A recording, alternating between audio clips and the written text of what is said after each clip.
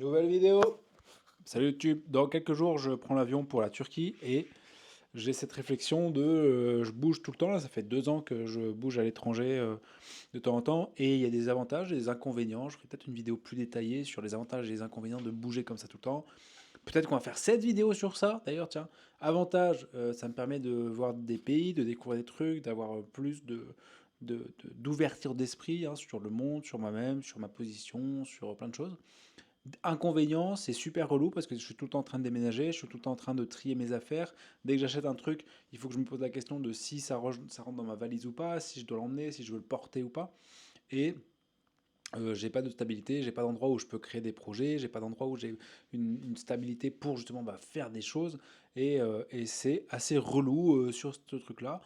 Après, les points et avantages, c'est que du coup, ça me permet quand même d'être plus libre, de pouvoir être plus indépendant. Et c'est assez intéressant, quoique l'indépendance, finalement, je ne l'ai pas vraiment parce que je suis dépendant des gens quand j'ai besoin, par exemple, d'aller à l'aéroport, quand j'ai besoin d'aller chercher ma voiture, des trucs comme ça. Donc ça, c'est un petit peu relou. Si vous êtes dans un truc comme ça où vous êtes en voyage souvent, vous allez comprendre ça, qu'il y a des contraintes logistiques qui sont euh, pénibles, super pénibles.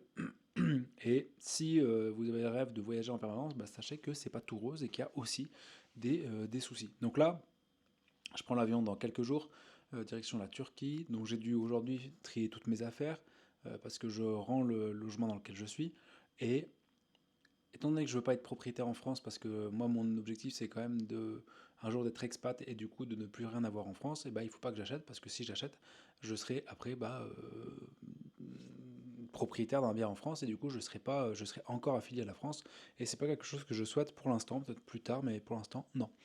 Donc, étant donné que je suis locataire des logements que j'ai actuels, enfin que j'ai quand je reviens en France, et ça demande à chaque fois de devoir trier les affaires, de devoir nettoyer tout l'appartement, de devoir rendre les clés, et puis de devoir stocker mes affaires à chaque fois à droite à gauche. Donc ça, c'est vachement relou, c'est très contraignant, et j'aimerais bien un jour stabiliser quand même un peu plus tout ça.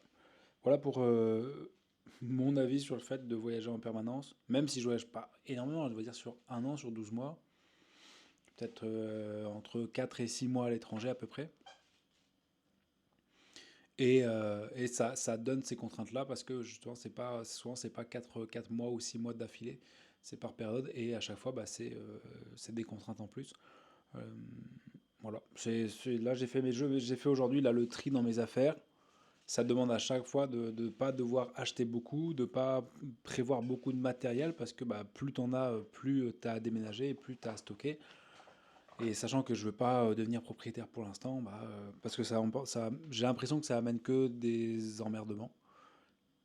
Et j'ai pas, si je suis propriétaire, j'ai pas envie de l'être en France en tout cas. J'aimerais bien peut-être acheter quelque chose, mais à l'étranger plus tard. Donc voilà, c'est un peu aujourd'hui le mood dans lequel je suis de ouais, c'est rigolo de partir à l'étranger, mais des fois c'est chiant quand même aussi, sur toute la partie logistique en tout cas. Et puis la partie des projets, moi par exemple, j'adorerais, je sais pas moi, faire de la musique ou des choses comme ça. Je peux pas me balader avec des guitares, je peux pas me balader avec des pianos, avec une batterie quand je vais à l'étranger. Donc forcément, avoir des projets, ça demande une certaine stabilité. Hein. Performer dans quelque chose, ça demande une certaine stabilité. Tu ne deviens pas champion du jour au lendemain sans travailler, sans rigueur, sans discipline. Et cette rigueur et cette discipline, elle vient lorsque ton environnement il est calé, lorsque ton environnement il est contrôlé, le plus possible en tout cas.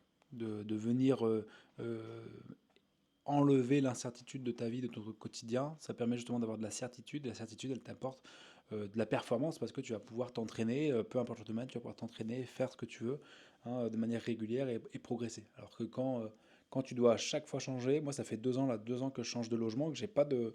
Ça fait 2 ans que j'ai pas d'endroit à moi, j'ai pas de logement. Finalement, je me sens. J'ai l'impression de ne pas avoir de logement depuis 2 ans. Et ça apporte une certaine instabilité. Voilà. Et j'ai un pote là, ça fait, je sais pas, ça fait 5 ans, je pense, qu'il fait comme ça là. Qu'il n'a pas vraiment de logement, qu'il est dans différents trucs qu'il loue au mois, pour 3 mois, pour 4 mois. Et ouais, et puis à un moment, il faudra quand même bien que je me pose, quoi. Bon, bref, on n'en est pas encore là. Là, je vais en Turquie bientôt. On se voit demain pour une prochaine vidéo. Abonne-toi si t'as kiffé. Et puis, bosse bien. Ciao.